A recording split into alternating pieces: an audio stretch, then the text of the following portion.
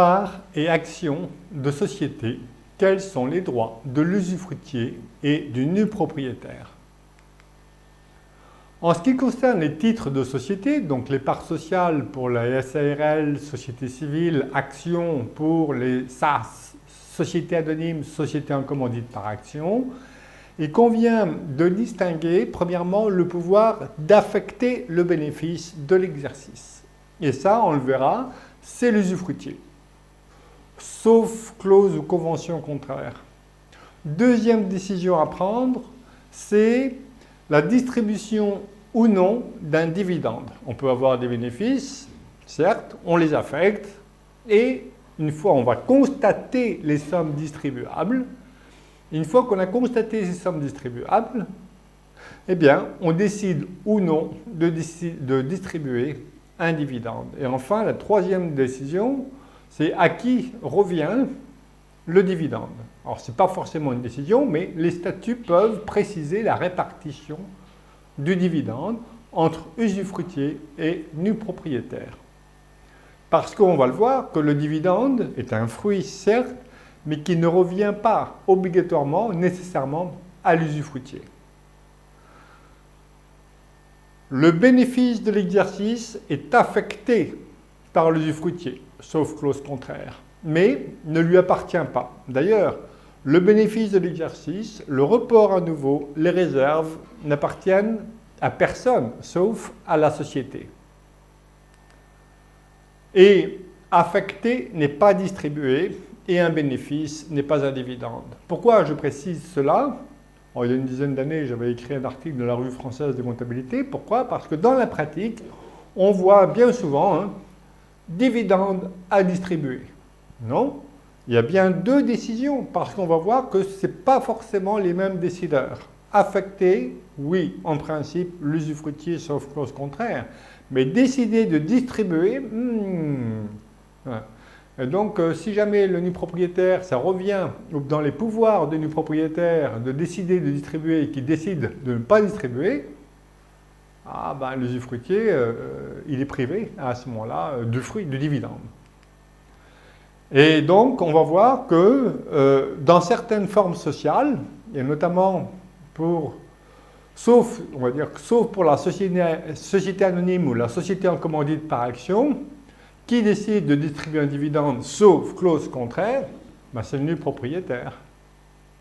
Et on verra pourquoi. À qui revient le dividende?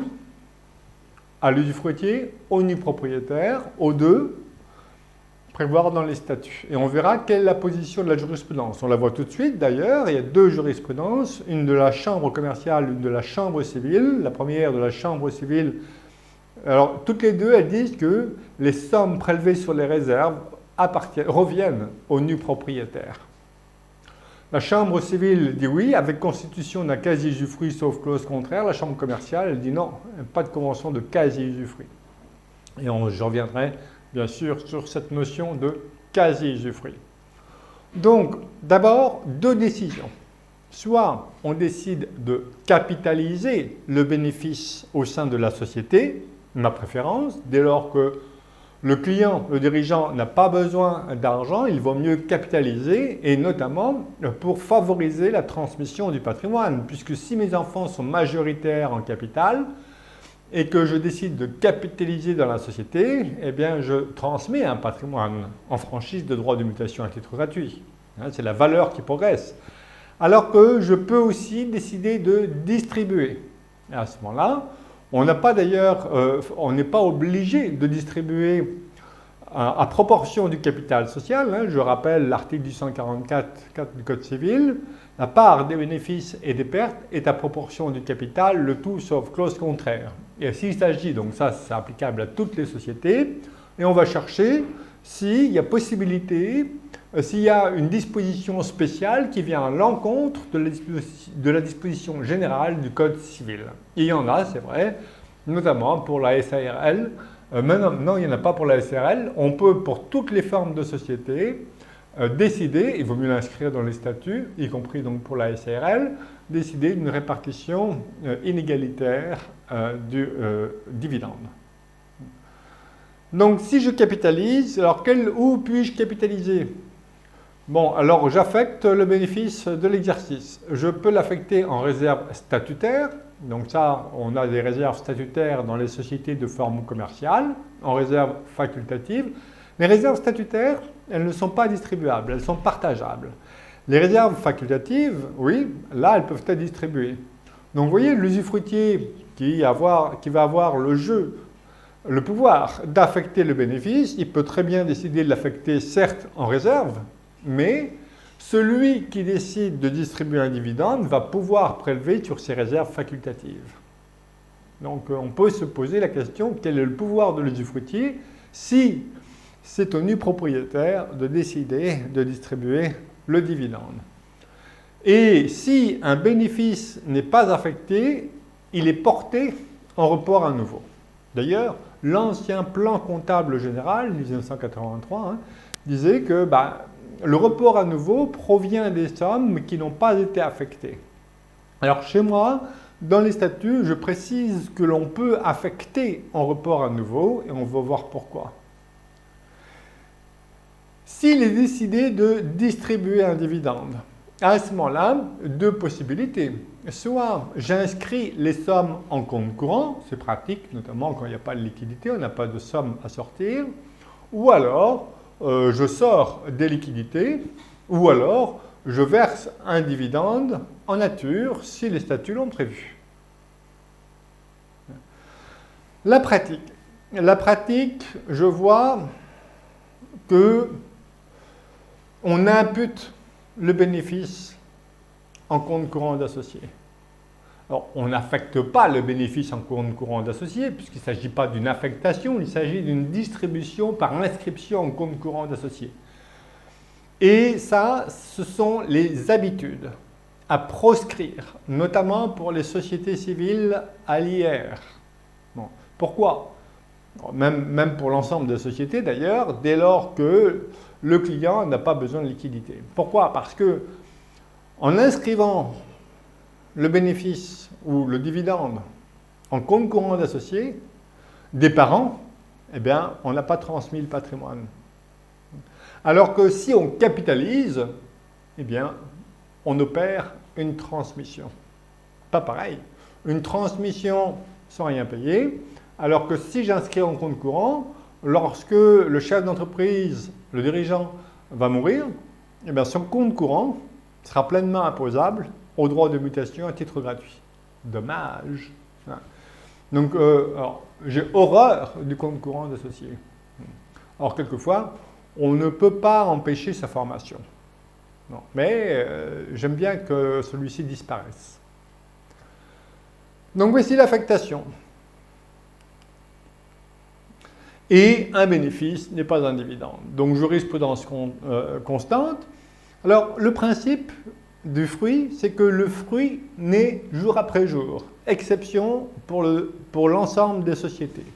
Le fruit, donc, ne naît pas jour après jour, sinon ce serait le bénéfice qui serait le dividende, mais la jurisprudence constante, elle dit, alors ça a évolué depuis 2006, et elle dit constamment maintenant, le fruit ne naît, donc le dividende, et on va voir qu'il ne revient pas forcément à l'usufruitier, mais le fruit, le dividende, ne naît qu'à partir de la décision prise en assemblée de distribuer, et qu'avant cette décision-là, vous voyez que c'est la décision de distribuer, et non pas d'affectation, c'est la décision de distribuer, et qu'avant cette décision-là, l'usufruitier n'a aucun droit sur les bénéfices. Et le nu propriétaire non plus d'ailleurs. Bon. Tout ça, tant que la décision n'est pas prise, les sommes appartiennent à la société. Donc, et d'ailleurs, le Code de commerce précise, distingue 1. L'affectation du bénéfice de l'exercice. 2. Il faut constater les sommes distribuables pour ensuite décider de la distribution ou non du dividende. Voilà. Donc voici l'article du Code de commerce, L232-12, et c'est une jurisprudence constante. Voilà. Les bénéfices réalisés par la société ne participent de la nature de fruits que de leur attribution sous forme de dividendes, et il n'est qu'à partir de la décision prise en Assemblée de distribuer, et donc après avoir constaté les sommes distribuables. Donc voici une première jurisprudence 2006. Qui affecte le bénéfice? C'est l'usufruitier. 1844, c'est l'usufruitier qui affecte, sauf clause contraire. Alors, mais je ne vais pas mettre la clause contraire. Pourquoi? Parce que dans le pacte du trail, le pacte du trail transmission d'entreprise, alors si c'est une société civile, il n'y a pas peut-être forcément de pacte du trail, mais s'il y a une autre société opérationnelle en dessous d'une holding ou directement sur la société opérationnelle que je veux transmettre à mes enfants en gardant les pouvoirs, eh bien, les pouvoirs de l'usufruitier doivent être statutairement limités à l'affectation des bénéfices. Il faut que ça soit inscrit dans les statuts.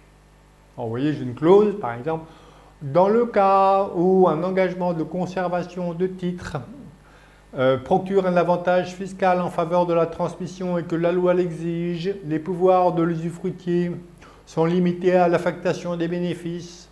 Cette limitation des pouvoirs de l'usufruitier ne concerne que les titres soumis à engagement. Vous voyez, comme ça, les autres titres, je les exclus de la limitation des pouvoirs de l'usufruitier. Pour les sociétés anonymes et les sociétés en commandite par action, on a une disposition spéciale qui vient contrer cette disposition générale de 1844 alinéa 3. Et on nous dit que, le Code de commerce nous dit que pour ces deux formes de sociétés commerciales, sauf clause contraire, l'usufruitier a le pouvoir de voter aux assemblées générales ordinaires et le nu propriétaire aux assemblées générales extraordinaires. Et donc, comme l'affectation relève d'une AGO, c'est donc l'usufruitier qui décide de l'affectation des bénéfices. L'article 1844 sur le pouvoir de l'usufruitier a été modifié en 2019 avec l'intention du législateur était d'accorder une part plus importante à la liberté contractuelle. Et ce qui est intéressant, c'est que la loi maintenant consacre bien la différence entre, parce que quelquefois c'était un peu confus dans certaines jurisprudences, mais maintenant la distinction est faite clairement entre participer aux assemblées et voter aux assemblées. Et participer n'est pas voter. Voilà. Alors, vous voyez, je suis très démocratique dans mes statuts. Venez, venez, votez, tout le monde vote chez moi. Non, tout le monde participe, pardon. Est-ce que tout le monde vote? Oui, alors, tout le monde vote. Je ne prive pas un associé du droit de voter. Ce que je vais faire, c'est que je vais soumettre certaines décisions à la décision de la collectivité des associés, mais uniquement les décisions pour lesquelles leur vote est obligatoire. Sinon, je leur dis, non, vous ne votez pas. C'est moi qui vote seul, c'est moi qui prends les décisions. Je ne vais pas vous déranger d'ailleurs, ce n'est même pas la peine de vous déranger. Et dans les sociétés commerciales, le vote des actionnaires, donc des associés, eh bien, s'impose uniquement pour 3 décisions. Fusion, nomination du commissaire aux avantages particuliers du commissaire aux comptes et approbation des comptes. Voilà. Sinon, pour toutes les autres décisions, ils n'ont pas forcément à voter. Il faut le préciser dans les statuts, que le vote ne s'exprime que pour les décisions pour lesquelles la loi oblige les associés à voter. Sinon, ils ne font que participer. Et participer, chut, silence. Donner, alors ça dépend aussi, bien sûr, le type de gouvernance que le dirigeant d'entreprise veut. Ça, c'est le pire pour l'ensemble des associés. Mais je fais tout le monde vote chez moi. Donner au nu propriétaire la possibilité de déléguer le pouvoir d'affecter le bénéfice à l'usufruitier. Alors qu'avant la réforme de la loi de 2019, c'était d'ordre public. On ne peut pas priver l'usufruitier du droit d'affecter le bénéfice. Maintenant, on peut. Mais on a vu que danger s'il y a un du trail possible. Voici donc le pacte du trail transmission d'entreprise. On peut toujours élargir les pouvoirs de l'usufruitier, mais attention, pour les titres qui sont soumis à engagement, les pouvoirs de l'usufruitier doivent être statutairement limités à l'affectation des bénéfices. Et elle doit figurer préalablement à la transmission des titres, puisque l'avantage fiscal de l'abattement de 75% de la base taxable de droit de mutation à titre gratuit s'applique au moment de la donation. Le bénéfice, on vient de voir, et maintenant le dividende. Tiens, donc pour les sociétés anonymes et la société en commandite par action, l'usufruitier vote aux AGO, le nu propriétaire aux AGE, aux assemblées générales extraordinaires, sauf clause contraire. Pour les autres sociétés, comme il n'y a pas de disposition spéciale qui vienne contrer la disposition générale, on va s'en référer au Code civil, et à ce moment-là, c'est l'usufruitier qui décide d'affecter le bénéfice, et c'est au nu propriétaire de distribuer. Puisque si la loi dit que c'est à l'usufruitier d'affecter, sauf clause contraire, c'est bien que c'est à l'associé qui a la capacité de décider de distribuer, puisque je rappelle que l'usufruitier n'a pas la qualité d'associé. Sauf clause contraire. Donc il y a tout intérêt à modifier, à bien rédiger les statuts. Donc dans mes statuts, si j'ai bonne mémoire, je dis que toutes les décisions qui concernent, à part celles qui concernent l'affectation des bénéfices du trail, mais sinon, toutes les décisions qui concernent le bénéfice et le dividende sont prises à la majorité des droits de vote. Là. Vous voyez, je ne fais plus de distinction dans mes statuts entre l'usufruitier, les AGE, le nu propriétaire, les AGE, usufruitier AGO et AGE. Je ne distingue pas. Pourquoi? Parce que je rappelle que l'AGO et l'AGE ne s'imposent que pour la SARL, la société anonyme et la société en commandite par action. Mais donc, chez moi, il n'y a pas d'AGO et pas d'AGE, c'est la collectivité des associés qui décide. Et les décisions sont prises à la majorité des droits de vote, tout simplement.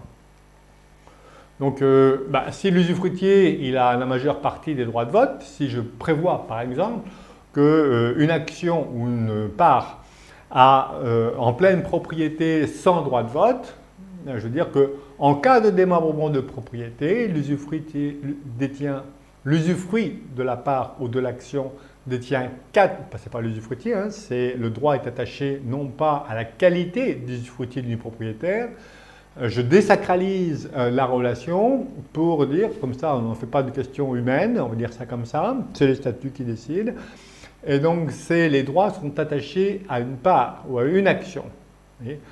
Et donc si moi usufruitier, j'ai 99 droits de vote sur 100, le propriétaire a un droit de vote, votons, tout le monde vote, ce que je disais tout à l'heure, mais il y en a qui votent plus que les autres. Le droit au dividende. C'est vrai que le dividende est un fruit et on pourrait penser que ce fruit revient uniquement à l'usufruitier.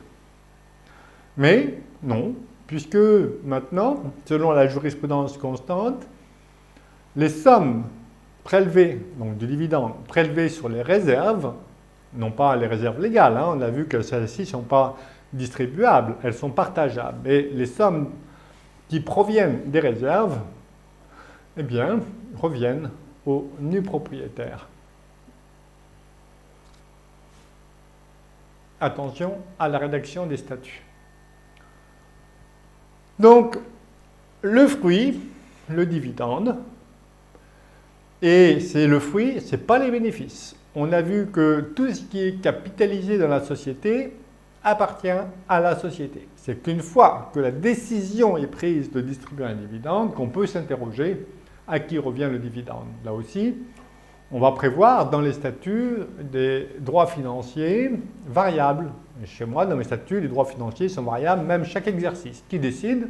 La décision est prise à la majorité des droits de vote. Donc, je capitalise, par exemple, donc je constate mes réserves facultatives, le report à nouveau, créditeur, le bénéfice de l'exercice, ça, c'est le bénéfice, ce sont les sommes distribuables. On va constater ces sommes distribuables et on va décider de répartir, de décider de distribuer ou non un dividende, et après, quelle est la répartition de ce dividende. Donc, les réserves facultatives, les sommes prélevées sur les réserves facultatives reviennent au nu propriétaire. Et on peut s'interroger sur le report à nouveau. Alors, je vais en dire deux mots, mais je vais inscrire dans les statuts la règle qui concerne le report à nouveau. Et en tous les cas, le bénéfice de l'exercice, le dividende qui est prélevé sur le bénéfice de l'exercice, il revient à l'usufruitier. Et attention à ne pas porter les sommes en compte courant d'associés, sauf exception. Donc à qui revient le dividende prélevé sur les réserves? Les deux jurisprudences. Au nu propriétaire pour les sommes prélevées sur les réserves. Donc ici, on a un accord de la chambre commerciale et de la chambre civile, mais avec une différence de taille, puisque la chambre commerciale, beaucoup plus souple, dit que oui, c'est vrai, ça revient au nu propriétaire, mais dès lors que le dividende est versé en espèces, somme d'argent, situation subie. À ce moment-là, les sommes sont remises à l'usufruitier en tant que quasi-usufruit. Alors que la chambre civile dit non, non, non, non, ça revient au nu propriétaire, il doit être versé au seul nu propriétaire. Donc voici la décision de la chambre commerciale, avec donc quasi-usufruit, qui, je le rappelle, est assez avantageux pour l'usufruitier, moins pour le nu propriétaire, mais qui pourra toutefois faire valoir l'obligation de restitution de l'usufruitier comme une créance déductible de l'actif successoral, lorsque l'usufruitier va mourir. Et de la base taxable à l'IFI. Chambre civile, elle dit non, c'est le nu propriétaire. Et le dividende qui provient du bénéfice de l'exercice, eh bien à ce moment-là, est versé à l'usufruitier. Concernant les sommes qui proviennent du report à nouveau, il y en a qui affirment que, alors qui se rattachent sans doute à l'ancien plan comptable général, qui disait, puisque le report à nouveau provient des sommes qui n'ont pas été affectées, et c'est vrai qu'à l'époque, la jurisprudence, et c'est toujours le cas pour la comptabilité publique, qui dit que les sommes qui n'ont pas en fait été affectées sont portées au compte report à nouveau, et au bout d'un an ou deux, ce report à nouveau, les sommes portées en report à nouveau prennent le caractère de réserve. Dans mes statuts, je dis non. Et je dis que le report à nouveau, il est alimenté non seulement par les sommes qui n'ont pas été affectées, mais aussi c'est une décision d'affecter les sommes en report à nouveau. Donc vous voyez bien que comme j'ai décidé d'affecter les sommes en report à nouveau, c'est bien que c'est un caractère provisoire qui peut durer quand même. Et bien à ce moment-là, vous voyez que comme ça ne provient pas des réserves, eh bien, les sommes prélevées sur le report à nouveau, et je l'inscris, je le dis dans les statuts, reviennent à l'usufruitier. Sinon, vous vous rendez compte, tout ce que vous capitalisez, en fait, et que si vous vous entendez plus avec vos enfants, vous distribuez, ça revient uniquement au nu propriétaire.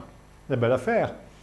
Et vous pensez que, donc attention, puisque c'est vrai qu'on verra tout l'avantage de faire porter le démembrement sur des titres de société, mais attention aux sommes portées en réserve, parce qu'une fois qu'elles sont portées en réserve, on ne peut pas changer les règles du jeu.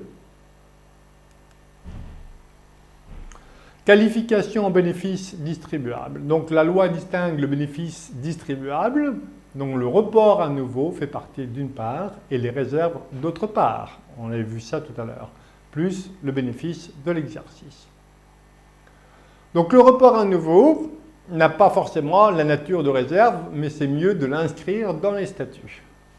Donc ce que je disais tout à l'heure, c'est que selon l'ancien plan comptable général, c'est vrai que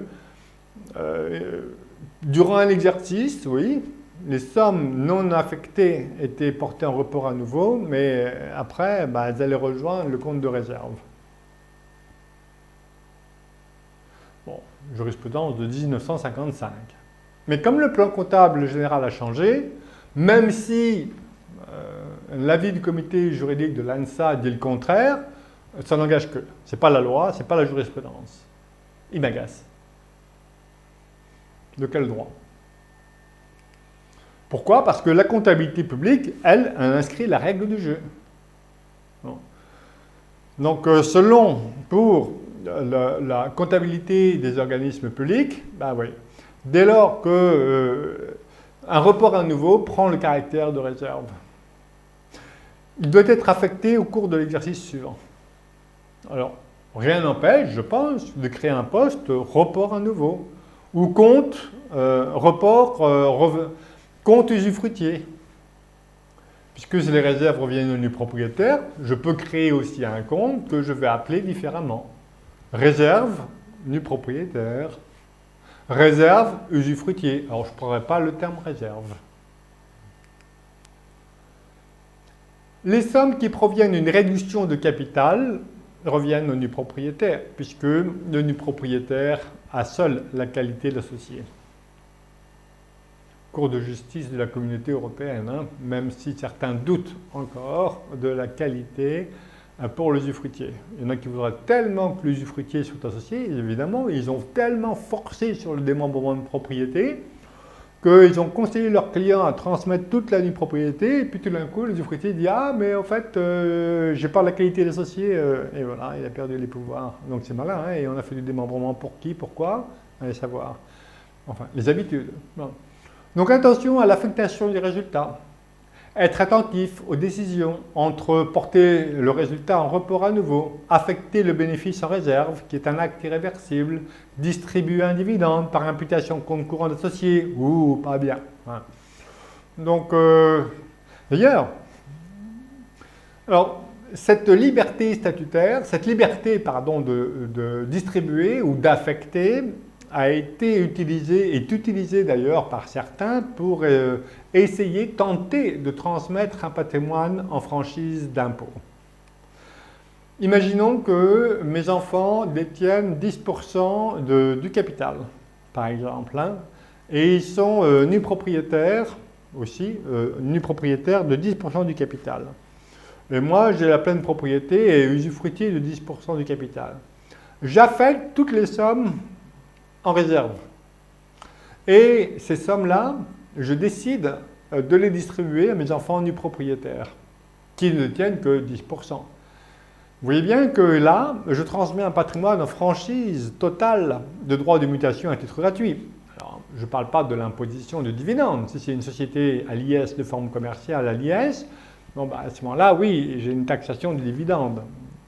Mais en termes de droits de mutation à titre gratuit, vous avez vu que je transmets quand même un patrimoine qui peut être conséquent à mes enfants qui sont minoritaires en capital. Alors, on va le voir, les décisions, parce que l'administration fiscale a tenté d'attaquer, évidemment. Elle dit abus de droit. Le but, en fait, c'est uniquement pour transmettre un patrimoine en franchise de droits de mutation à titre gratuit. Non. Moi, je fais l'inverse. Puisque je pousse, j'explique pourquoi. Enfin, je pousse rien. Le client est amené lui-même à prendre la décision de transmettre la majeure partie du capital de ses entreprises à ses enfants, surtout s'ils sont mineurs.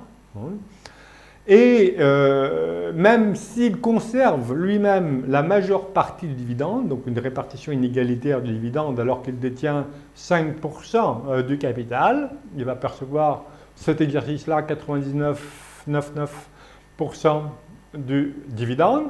Ben vous voyez bien que en fait, c'est très pénalisant fiscalement. Je ne peux pas risquer l'abus de droit fiscal puisque la personne minoritaire dont le taux marginal d'imposition est sans doute plus élevé que ses enfants, qui devient un moment majeur et donc imposé distinctement. Donc non seulement ils sont imposés sans doute dans une tranche plus élevée à l'impôt sur le revenu, mais en plus, ça revient de leur patrimoine. S'il vient à décéder, le parent donateur, et que ces sommes d'argent qui sont revenues dans son patrimoine, qui ont été versées, pas revenus, qui ont été versées dans son patrimoine, seront soumises au droit de mutation à titre gratuit. Donc, je ne peux pas risquer l'abus de droit, alors que l'inverse, verser un dividende majoritaire à des enfants minoritaires en capital, Ça sent un peu le roussi quand même. Hein. Et le compte courant est pleinement imposable à l'impôt sur la fortune immobilière, même s'il est bloqué, alors qu'une décote, tant pour les droits de mutation à titre gratuit que pour l'impôt sur la fortune immobilière, est admise de l'ordre de 20%. Le nu propriétaire peut-il être privé de dividendes? Alors non. D'ailleurs, on a un article du Code civil. Alors, on ne peut pas priver un associé de tout droit au bénéfice ou de lui imputer la totalité des pertes. Et comme le nu propriétaire a la qualité d'associé seul, donc voilà, j'ai mis en gras la Cour de justice de la Communauté européenne de 2008, et qui dit clairement, on va le voir juste après, l'usufruitier n'a pas la qualité d'associé. Donc quand j'entends encore les incertitudes, même dans les plus hautes instances, que la question n'est pas tranchée, ben si, elle est tranchée, mais elle est tranchée sur une instance qui est bien supérieure à celle qu'on pourrait trouver pour la Cour de cassation, le Conseil d'État. Il s'agit d'une décision de la Communauté européenne. Elle prévaut sur toutes les autres décisions. Donc on ne peut pas priver un associé de tout droit au bénéfice. Alors on peut le priver éventuellement pour un exercice, 2 exercices, mais la jurisprudence dit que pendant 7 ans, pendant 30 ans, non, ça c'est une clause léonine, enfin c'est léonin. Donc voici la décision européenne, et puis la première décision de 2006, c'est l'arrêt Lennart-Scanlon. L'usufruitier n'a pas la qualité d'associé. Distribuer un dividende au profit du nu propriétaire, alors qu'il est minoritaire en capital. Et si vous voyez bien qu'un dividende, il ne subit pas les droits de mutation à titre gratuit, il subit l'impôt sur le revenu, certes, mais voici une décision du 31 mars 2009, mais ce n'est pas la seule. Au cours de l'AGO, l'usufruitier décide d'affecter la totalité du bénéfice de l'exercice en réserve et l'Assemblée, juste derrière, décide de distribuer pratiquement la quasi-totalité de ces réserves au profit des nus propriétaires. La Cour ne conteste pas, par rapport à l'administration fiscale, bien sûr, alors qu'un capital a été transmis en franchise de droit de mutation à titre gratuit. Position de l'administration fiscale. Il résulte de la jurisprudence de la Cour que les sommes portées en réserve constituent un accroissement de l'actif qui revient au nu propriétaire. Bon. La décision d'affecter en réserve s'analyse en une renonciation sans contrepartie définitive et irrévocable de la part de l'usufruitier à appréhender les bénéfices. Ça constitue donc une donation indirecte, taxable en tant que telle au droit de mutation à titre gratuit. Pas du tout, dit la Cour. Pourquoi ? Parce que le fruit ne naît qu'à partir de la décision prise en assemblée de distribuer un dividende et qu'avant cette décision-là, l'usufruitier n'a aucun droit sur les bénéfices. Or, pour qu'il y ait donation, il faut que le patrimoine, la somme, appartienne au donateur. S'il n'appartient pas au donateur, il ne peut pas y avoir donation. Le bénéfice, comme il n'appartient pas à l'usufruitier, la décision d'affecter ne peut pas constituer une donation indirecte. Il n'y a pas de dépouillement, il n'y a qu'affectation. Mais vous voyez bien que quand même le raisonnement est fragile si la personne pratique un tel montage systématique, l'administration fiscale va voir le but principalement fiscal de la répartition inégalitaire. Donc, bon. Et la répartition inégalitaire est consacrée par la jurisprudence constante et par la loi et la jurisprudence constante. Je vous rappelle le 1844 du Code civil, la part des bénéfices et des pertes est à proportion du capital, le tout sauf clause contraire. Et là, selon l'administration fiscale, elle a décrit les règles de répartition inégalitaire d'ailleurs, enfin de répartition entre usufruitiers et nus propriétaires. Pour les sociétés civiles, pour les sociétés semi-transparentes, donc à l'IR, elle écrit, et notamment les sociétés civiles à l'IR, elle écrit « L'usufruitier a le droit au bénéfice courant. Le nu propriétaire a droit au bénéfice exceptionnel, sauf convention régulièrement conclue et enregistrée avant la clôture de l'exercice. » Et après, elle explique le bénéfice courant, voilà ce que c'est. Oh, bah, dans les bénéfices courants, bah oui, je vends des valeurs mobilières, c'est un bénéfice courant. Ah, je vends des titres de participation, ah non, ça c'est exceptionnel. Vendre un immeuble, ah ben ça c'est exceptionnel. Sauf convention contraire conclue et enregistrée avant la clôture de l'exercice. Vous voyez bien que même l'administration fiscale, enfin même, pas même, mais elle a inventé une règle d'ailleurs qui n'existe pas au droit civil. Mais voilà. Donc, si on compare l'usufruit, qui est les pouvoirs et les droits de l'usufruitier sur des biens qu'il détient, enfin détenus directement, on voit que la situation est beaucoup plus confortable lorsque le démembrement repose sur des actifs financiers, sur des titres de société. Inconvénient du démembrement lorsqu'il repose directement sur des actifs. L'usufruitier perd le pouvoir de les gérer puisqu'il faut l'accord du nu propriétaire pour céder, sauf dans le cas d'un portefeuille de valeurs mobilières considéré comme une universalité.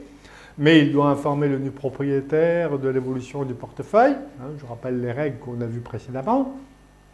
Mais si c'est un immeuble, ça c'est sûr. Il faut l'accord de tous les nus propriétaires, voire les pièces rapportées.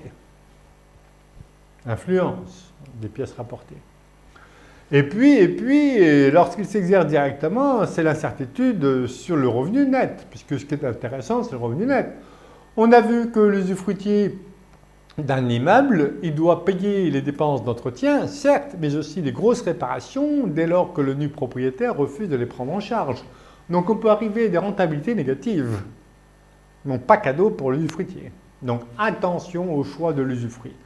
Je me méfie du démembrement de propriété lorsqu'il n'assure pas, notamment pour le conjoint survivant, l'autonomie financière. Dépendre de ses enfants, de ses beaux enfants, qui ne sont pas toujours beaux d'ailleurs, enfin bon, eh bien c'est quand même une sacrée dépendance. Attention au risque humain. Et la vente d'un actif direct, démembré, met fin au démembrement de propriété. Sauf accord des parties, encore faut-il qu'ils soient d'accord, pour reporter le démembrement sur un autre bien. Sinon, 621 du Code civil, il dit c'est le partage. Et la jurisprudence ajoute que le partage doit se faire selon la valeur économique. Alors que lorsque le démembrement repose sur les parts de société, ce qui est intéressant, c'est que la société, elle détient le patrimoine en pleine propriété. Je n'ai pas à recueillir, si je dirige la société, je n'ai pas à recueillir l'accord des nus propriétaires pour gérer librement le patrimoine de la société. C'est moi qui la représente. Il me faudrait l'accord du nu propriétaire en cas de vente, par exemple, des titres de la société, mais je n'ai aucune envie de vendre. Moi, ce qui m'intéresse, c'est la jouissance du patrimoine détenu par la société. Et l'indépendance et les pouvoirs. Et voilà. Et je vais recueillir l'indépendance et les pouvoirs par une rédaction appropriée des statuts où je vais, dans les statuts, écrire les règles du démembrement de propriété, même, surtout d'ailleurs, si le démembrement n'a pas encore eu lieu. Vous voyez, donc dès lors que je crée des statuts, je prévois la répartition et des pouvoirs et des droits économiques, dividendes et boni liquidation, entre usufruitier et nu propriétaire. Et comme je décide en tant que dirigeant de la société, mais je décide aussi pour tous les pouvoirs qui dépassent les pouvoirs du dirigeant de la société, grâce au droit de vote plural, parce que je détiens une catégorie d'actions qui me donne tout le droit de vote. Et donc je peux librement gérer le patrimoine de la société et obtenir la quasi-totalité, si je veux, du dividende, même s'il peut s'agir d'une erreur, et surtout si, attention, dans les sociétés allières, l'imputation du résultat en compte courant d'associé qui est systématique. Donc, voici un tableau synthétique. Lorsque le démembrement s'exerce directement sur les actifs immobiliers financiers, les pouvoirs de gestion, je pleure. Pour le revenu, je pleure. Bon, fiscalité et droit de mutation à titre gratuit, oui, mais attention, il faut toujours considérer la fiscalité dans son ensemble. Qu'en est-il de la plus-value? Rappelez-vous, la donation de la nue propriété n'efface que la plus-value relative à la nue propriété donnée. Si, pour effacer la plus-value sur l'usufruit, il faut mourir, il faut que l'usufruitier meure. Et qui paye les filles? C'est l'usufruitier, sauf exception. Alors que si le démembrement repose sur des titres de société, parts sociales ou actions, je rigole tout le temps. Pouvoir de gestion, c'est les statuts. Droits économiques, revenus, distribution inégalitaire à mon profit quand je veux. Et la fiscalité, sur les droits de mutation, bien sûr, mais je vais encore les écraser encore plus. Capital faible, il y a plein de situations où la société va permettre encore d'optimiser la fiscalité, mais rappelez-vous, la fiscalité n'est que la conséquence. Je ne crée pas une société pour optimiser la fiscalité. Mais c'est pour organiser les pouvoirs, pour assurer la pérennité du patrimoine familial. Donc, on va choisir une SAS ou une société civile. SAS, IS, société civile, IR ou IS. Vous voyez, c'est d'abord le choix juridique et après la fiscalité. Et je vais avoir une libre répartition des droits financiers. En tout cas, ce qui est important, c'est que les parents, futurs donateurs, conservent les pouvoirs, c'est leur volonté, grâce à des actions ou à des parts de préférence. Et puis les enfants, il est tout intéressant aussi qu'ils détiennent des parts en pleine propriété, en nue propriété, bon, pourquoi pas, bon, et je peux être usufruitier. Alors si c'est une société opérationnelle, je rappelle que les pouvoirs de l'usufruitier doivent être statutairement limités à l'affectation des bénéfices, mais je m'en fiche de limiter les pouvoirs des titres démembrés à l'affectation des bénéfices, puisque à côté, j'ai des parts ou des actions de préférence qui me donnent tous les droits de vote.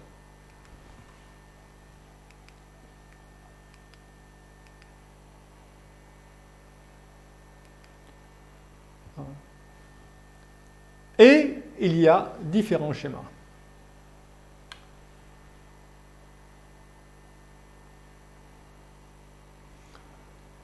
Comment arriver au démembrement de propriété? Alors, quelle est la chronologie des opérations? Ça va dépendre. Je peux apporter les titres de ma société, par exemple, à une holding. Et ensuite, je vais donner la nue propriété des titres de la holding. Quel que soit le schéma, je vais garder des actions ou des parts de préférence qui me donnent à côté en pleine propriété, qui me donnent tous les pouvoirs. Après, on regarde les conséquences juridiques et les conséquences fiscales. Ici, je suis usufruitier de titres de société, mais aussi plein propriétaire. Et après, on regarde la fiscalité. Voilà. Et après, on va choisir la voie la moins imposée. À deux solutions comparables, nul n'est tenu de choisir la voie la plus imposée, ainsi qu'ici à des gestionnaires avisés, Conseil d'État. Donc, au plan fiscal, l'apport est une mutation à titre onéreux, vente, apport, échange, imposable à l'impôt sur la plus-value, sauf exception.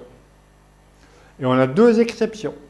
J'apporte les titres d'une société à l'IS, à une holding que je contrôle, je suis en report d'imposition de la plus-value, et là, il y a un paquet de conditions à respecter. La deuxième exception, c'est que j'apporte les titres d'une société civile à l'IR à prépondérance immobilière, à une société à l'IS, à une holding à l'IS, j'ai un sursis d'imposition de la plus-value. Et lorsque je vais donner la nue propriété, la donation va effacer la plus-value relative à la nue propriété, certes, mais comme si je viens d'apporter, il n'y a pas de plus-value. Mais si j'ai bénéficié du report d'imposition pour rapport de société IS à une société à l'IS, la donation va effacer la plus-value dès lors que le donataire, celui qui a reçu les titres, conserve les titres 18 mois. 18 mois, ça va. Si je suis en sursis d'imposition parce que j'ai apporté mes titres de société à prépondérance immobilière à ma holding à l'IS, la donation efface la plus-value placée en sursis d'imposition. Deuxième chronologie, il y en a plein, il y en a plusieurs. je commence à donner la nue propriété de la société. Bon, ici, j'ai pris l'exemple d'une société opérationnelle. Et ensuite, l'usufruitier et le nu propriétaire apportent leurs droits respectifs à une holding et on va reporter le démembrement de propriété sur les titres de la holding. Ça veut dire que l'apporteur en usufruit va être rémunéré par l'usufruit de la holding et l'apporteur en nue propriété par la nue propriété de la holding. C'est ce qu'on appelle le schéma de la subrogation conventionnelle. Il ne faut pas faire. Ça se fait, mais il ne faut pas faire. Enfin, il ne faut pas faire. Il ne faut jamais dire jamais, mais on a une incertitude juridique sur le schéma de la subrogation conventionnelle. Je vais en dire deux mots. Pourquoi il y a une incertitude juridique? Ben oui, il y a une incertitude juridique parce que lorsque je fais apport à la société, je suis rémunéré, obligatoirement rémunéré, par des titres. Un apport à la société doit conférer obligatoirement la qualité d'associé. Or, on a vu tout à l'heure que si je suis rémunéré par de l'usufruit, l'usufruit ne confère pas la qualité d'associé. Il y en a qui disent oui, mais on va faire un mixte, on va faire une rémunération en nue propriété, pardon, une partie en rémunération en usufruit, puis une partie en rémunération en pleine propriété. Et on noie le poisson. Oui, mais alors, qui peut attaquer? Qui peut être le yen? Alors, ce n'est pas l'administration fiscale aujourd'hui, parce que l'administration fiscale, elle décrit la fiscalité du schéma de la subrogation conventionnelle. Mais elle dit, bon, si, toute chose égale étant par ailleurs, si ce schéma est autorisé. Et on verra que selon une réponse ministérielle, le ministère de la Justice, elle dit, la solution est incertaine au plan juridique. Et qui peut attaquer? Si ce n'est pas l'administration fiscale, ça peut être le nu propriétaire, mes enfants. Tiens, j'ai donné la nue propriété, mes enfants, quand ils sont petits parce que c'est mignon, mais quand ils ont grandi, je ne m'entends plus avec eux. Et donc, est-ce qu'ils ne peuvent pas invoquer la nullité de la société pour cela? Je ne sais pas. Je ne prends pas le risque. J'ai d'autres schémas. Et puis alors, je reviens dessus, et puis alors, je trouve que ça fait très cher. Pourquoi ça fait très cher?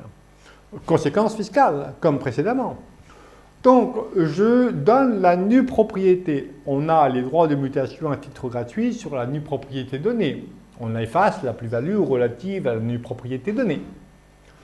Lorsque j'apporte l'usufruit et la nue propriété, sur la nue propriété, ce n'est pas si grave que ça au plan fiscal, puisque la donation antérieure a effacé la plus-value.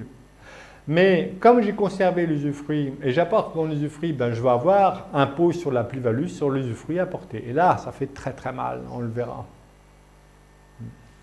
On verra un exemple. On l'a déjà vu dans le cas d'usufruit, l'exemple, mais l'impôt sur la plus-value sur l'usufruit, oula, bon. Je peux aussi, voici le cas d'usufruit, donc pour réduire la fiscalité, on avait vu que quand même certaines opérations avaient été requalifiées en abus de droit fiscal. Donc je donne la nue propriété comme précédemment, donc droit de mutation à titre gratuit sur la nue propriété, et l'usufruitier et le nu propriétaire vendent chacun son droit. Et les sommes, on convient d'un quasi-usufruit. C'est un usufruit conventionnel, puisqu'il n'est pas subi, il provient d'une décision de l'usufruitier et du propriétaire de vendre, donc il faut nécessairement passer par une convention. Et on a vu que la moitié des cas ont été requalifiés en abus de droit fiscal. Bon. Alors, c'est une situation très confortable pour l'usufruitier, le quasi-usufruitier, je le rappelle, le 587 du Code civil, les choses dont on ne peut faire usage sans les consommer telles que l'argent. L'usufruitier, le quasi-usufruitier, peut prélever, peut consommer toutes les sommes et il a l'obligation à son décès de rendre l'équivalent. Et de rendre obligation à son décès, non. Et donc, à son décès, le nu propriétaire va bénéficier d'une créance de restitution qui sera déductible de l'actif successoral, dès lors que la dette, bien sûr, est prouvée auprès de l'administration, est opposable. Oui, pas mal, mais moi je ne fais pas. C'est pas parce que je ne fais pas qu'il ne faut pas faire. J'ai d'autres solutions, parce que c'est très cher, l'impôt sur la plus-value sur l'usufruit. Apport de la nue propriété, puis donation de la pleine propriété. Ah, oui. Ah ben ça c'est l'ingénierie patrimoniale. Non, je rigole. J'ai lu récemment dans une revue, oh, vous pouvez le faire, il n'y a pas de souci, il n'y a pas de risque. Bah, les conseillers ne sont pas les payeurs. Si, il y a un risque. Et il y a des gros désavantages à ce schéma-là. Donc, d'ailleurs, pourquoi on fait ça? C'est pour réduire la fiscalité. Eh oui. Sinon, expliquez-moi pourquoi, juridiquement, vous faites ça. C'est une raison valable. Ouais, mais il va falloir chercher l'histoire. Moi, je ne cherche pas les histoires. Les histoires, elles sont vraies, elles sont réelles. Sinon, je ne fais pas. Je ne vais pas dire oui, mais et je vais chercher des motivations pour essayer de contrer le but principalement fiscal. Il faut faire toujours partir de l'inverse. Il faut vraiment être sincère, écouter vraiment l'histoire de la personne, de son environnement familial. Et l'histoire, elle va s'écrire d'elle-même. D'ailleurs, j'ai inscrit l'histoire. Et après, je dis le schéma juridique qui s'adapte à la situation ici, présente, et aux objectifs du client. C'est pour ça que je fais le schéma juridique. Et après, je regarde les conséquences fiscales. Oh, tiens, j'avais pas vu. Enfin, bon, si, j'ai vu, mais je ne l'écris pas, les conséquences fiscales, c'est pas la peine. Elles découlent. Donc, je n'ai pas besoin d'expliquer à mon client, sauf qu'il y a des risques qu'il veut prendre. À ce moment-là, j'explique les risques fiscaux de ses décisions, de ses propres décisions. Mais quand ce n'est que la conséquence des actes juridiques, il n'y a pas de difficulté. Alors, pourquoi ça présente un risque, cette affaire? Alors,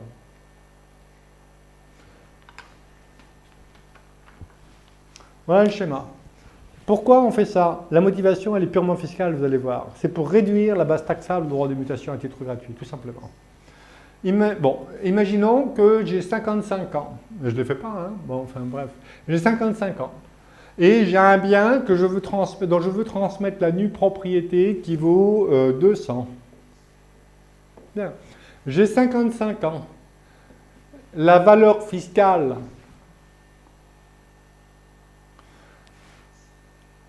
du bien à 55 ans, on le verra ultérieurement, est de 50%. Soit 100. Le barème fiscal, le 669 du Code général des impôts, s'impose pour les mutations à titre gratuit. Donation, succession, ici donation. Donc, la base taxable va être de 100. Bien.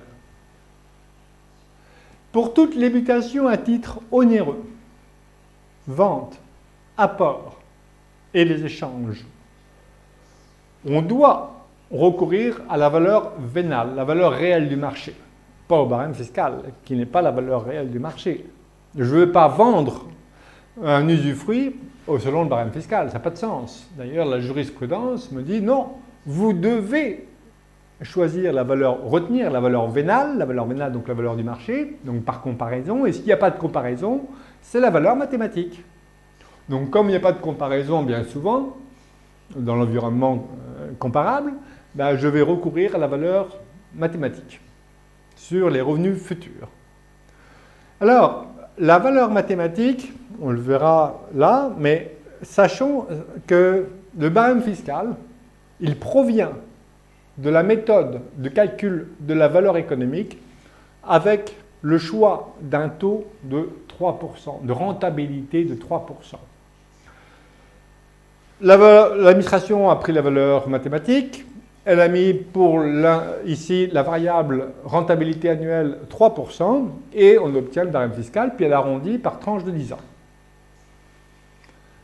Alors que si mon bien, je vais par hypothèse dire que ma société que je vais transmettre, ou l'immeuble, que je vais transmettre, donc ici on a pris le cas d'une société, La rentabilité annuelle est de 6% l'an. Bon. En fait, le double. Si je prends le double, c'est que la valeur de l'usufruit est 2 fois plus forte que celle du barème fiscal. Pas tout à fait, selon la formule, mais grosso modo, 2 fois plus. Ici, l'usufruit est 200 et donc la nue propriété est 200. Ici, je double la valeur de l'usufruit par rapport au barème fiscal. Donc, vous voyez bien que la valeur de la nue propriété, elle est nulle.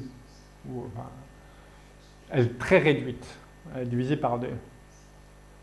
Donc, vous voyez bien que j'apporte... Ici, je donne base taxable 100.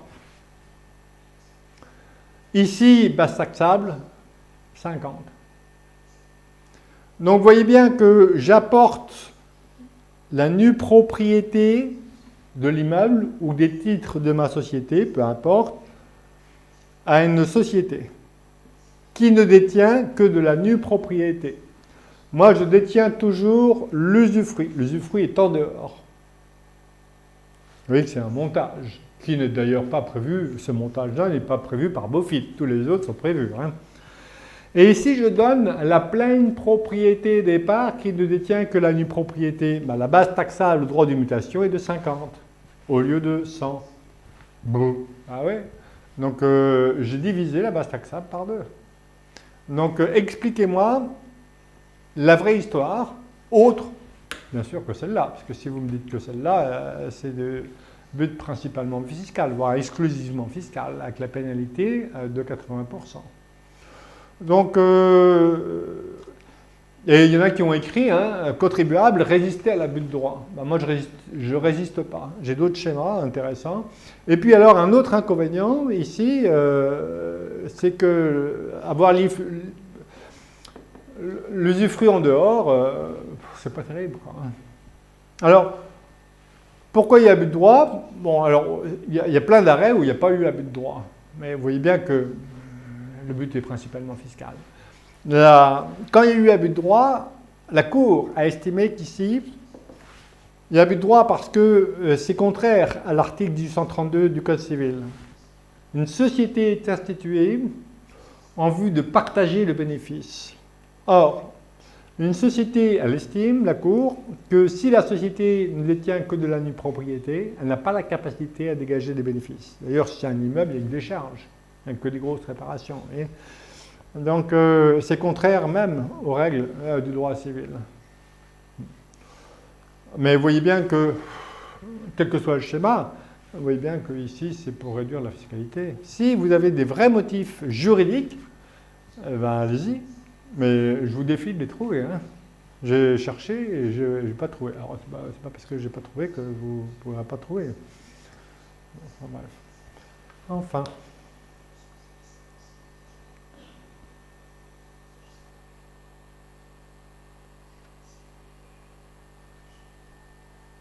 Voilà. Donc, je n'y suis pas favorable. Alors, voici le détail des opérations maintenant. Hein. Apport de la pleine propriété, on l'a vu à la holding, puis donation de la nue propriété. Donc, c'est un rappel. J'apporte, je suis rémunéré par des parts en pleine propriété de la holding. Et ensuite, je donne la nue propriété. Je suis usufruitier des titres de la holding. Au plan fiscal, l'apport impôt sur la plus-value, sauf report d'imposition de la plus-value, pour apport d'IS à IS que je contrôle. La donation de la nue propriété, je vais subir, enfin, les enfants vont devoir payer, je vais prendre les droits à leur charge, à la charge, et les droits de mutation à titre gratuit sur la nue propriété sont dus. Attention, si c'est un pacte du travail, les pouvoirs de l'usufruitier doivent être statutairement limités à l'affectation des bénéfices. Et la donation de la nue propriété va efface la plus-value dès lors que le donataire conserve les titres 18 mois. J'apporte la pleine propriété de l'opérationnel, donc apport en report d'imposition, donation de la nue propriété, droit de mutation sur la nue propriété, et les enfants nus propriétaires vont vont être pleins propriétaires au décès de l'usufruitier. Avec, ici, on a les contraintes du report. Attention, la holding doit conserver les titres de F. Ou alors, elle peut en vendre une partie à condition de réinvestir plus de 60% des liquidités dans les 2 ans. C'est quand même compliqué, hein, le report d'imposition. Hein. Et la donation de la nue propriété avec le schéma de la subrogation conventionnelle, où les parties usufruitiers sont rémunérées par l'usufruit des titres et le nu propriétaire par la nue propriété. Donc, donation, on paye les droits de mutation à titre gratuit sur la nue propriété. Et si on apporte, l'apport de la nue propriété ne va pas être fiscalisé puisqu'on a effacé préalablement la plus-value, mais on va devoir l'impôt sur la plus-value sur l'usufruit apporté. Mais incertitude juridique sur le schéma de la subrogation conventionnelle. Incertitude, alors la grande partie de la doctrine et l'administration fiscale dit mais non, c'est tout à fait possible, voilà. C'est pas grave, c'est pas grave. L'important, c'est la fiscalité. Alors, je reviens, d'ailleurs, BOFIP précise, hein, l'opération n'interdirait pas, donc en pratique, toute autre condition étant payeur réunie, de bénéficier sursis d'imposition éventuelle. Doctrine 2, mais surtout, la loi et la doctrine du ministère de la Justice. L'usufruitier n'a pas la qualité d'associé. Un apport doit conférer obligatoirement la qualité d'associé. Donc, un apport en usufruit est toujours possible à condition d'être rémunéré en pleine propriété, mais pas possible d'être rémunéré sur l'usufruit. Et voici donc la réponse ministérielle du ministre de la Justice en 2000. La question n'a pas été tranchée jusqu'à présent. Alors, il vaut mieux pas qu'elle soit tranchée par un des enfants du propriétaire qui attaque. Hein. Apport, ce schéma que j'écarte chez moi, hein, l'apport de la nue, mais c'est pas pour ça qu'il faut que vous devez l'écarter, hein, chacun a son propre degré de risque.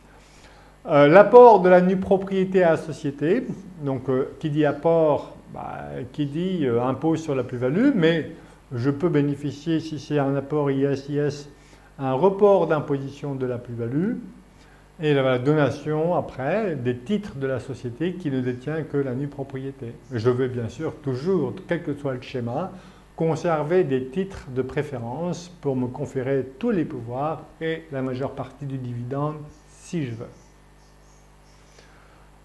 Donc ici, on n'a pas d'impôt sur la plus-value sur l'usufruit. Alors,